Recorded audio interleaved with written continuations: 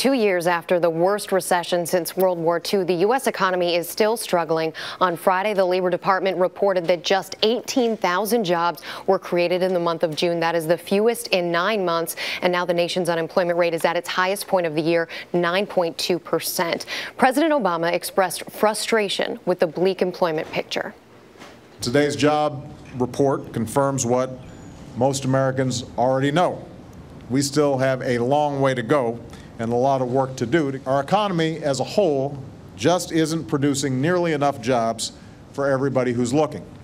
Here to break down these new numbers and what they mean is Deirdre Bolton of Bloomberg TV. Great to have you with us, Deirdre. Hi, Rebecca. So everyone's characterizing this as a terrible report, but the question is why? What made it such a bad month? There's 4 culprits, if you want to look at it in that number. So manufacturing grew, but at less than half the pace of what was expected. We also, in prior months, Rebecca, had begun to see some signs of life as far as business, professional services. So we're talking about accountants, we're talking about lawyers, engineers. They, a few months ago, were actually finding jobs. So they still found jobs this past month, but just, again, at a slower rate. Construction, that's not breaking news, right? The housing market still really is a big drag on the economy. You had almost no jobs growth there. But government, this was really the weak spot. 8th straight month of declines. You have governments at local levels, state levels, trying to close these budget gaps. Easiest way to do it is to let people go. Yeah, and what we're seeing is 39,000 government jobs were lost in the month of June.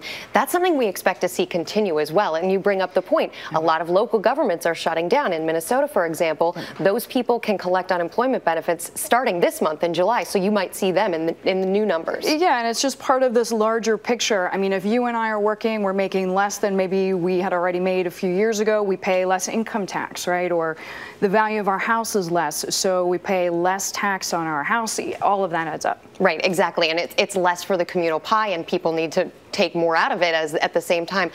In terms of where we're going, I mean, this is the worst unemployment rate so far this year. Does this mean that the recovery has really stalled? Can we say that yet? I think if there's one thing to take away from this report is the recovery is going to take longer than anybody expected. I mean, you said it's the worst this year. Yeah, that's true. Worst, actually, or I should say 29th month in a row, we've seen unemployment above 8%. That hasn't happened since the 30s, so that kind of puts it in context. It's really bad. You heard the president just say, you just played that clip, it's going to take a long time. Billionaire investor Warren Buffett on our show actually yesterday on Bloomberg saying, look, I'm not looking for a second recovery, but I don't know how fast this recovery is going to take. And it's been taking a lot longer than lawmakers would like to see. Obviously, we had one round of stimulus already. And you heard the president talking yesterday, as you bring up, talking about what it's going to take down the road. What do you think Washington ultimately is going to do about all of this? Well, it's hard to say. This is an election year. We're coming into election season, we should say, for President Obama. And it seems like a lot of the powder that they were keeping dry, it's already been used, right? We've seen the Fed intervene twice with 2 big programs.